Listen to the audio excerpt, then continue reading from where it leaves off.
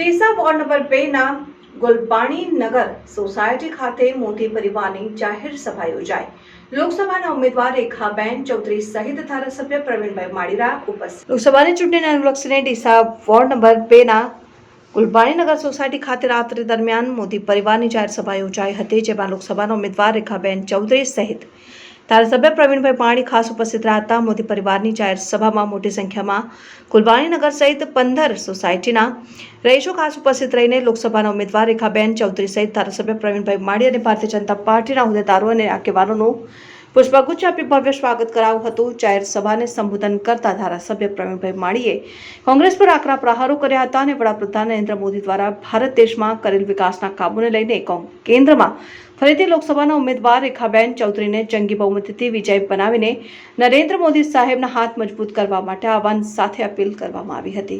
જ્યારે રેખાબેન ચૌધરી દ્વારા પણ વોર્ડ નંબર 2 ના વિસ્તારમાં વિકાસના નવીન કામો કરવાની ઉપસ્થિતિ જનમેદનીને ખાતરી આપી હતી।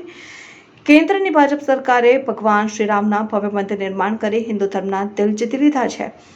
ભારત દેશમાં હજુ પણ અનેક વિકાસના કામો કરાવવા માટે કેન્દ્રમાં ભારતીય જનતા પાર્ટીની સરકાર બને તે માટે મતદાનના દિવસે ભારતીય જનતા પાર્ટીના નિશાન કમળ પર બટન દબાવવા માટે અપીલ સાથે વિનંતી કરવામાં આવી હતી। લોકસભાના ઉમેદવાર રેખાબેન ચૌધરી અને ધારાસભ્ય પ્રવીણભાઈ માળીએ જાહેર સભામાં ઉપસ્થિત જનમેદનીને છૂટા ફૂલો ઉડાડીને અભિવાદન ઝીલ્યું હતું અને વોર્ડ નંબર 2 ના 15 સોસાયટીના રહીશોએ પણ ભારતીય જનતા પાર્ટીના ઉમેદવાર રેખાબેન ચૌધરીને જંગી બહુમતીથી જીતાડવાની ખાતરી આપી હતી। જ્યારે આજે યોજાયેલ મોદી પરિવારની જાહેર સભામાં ભાજપ યુવા મોરચાના હોદ્દેદારો અને કાર્યકર્તાઓ સહિત વોર્ડ નંબર 2 ના સદસ્યો સાથે મહિલા મોરચાની બહેનો મોટી સંખ્યામાં ઉપસ્થિત રહી હતી।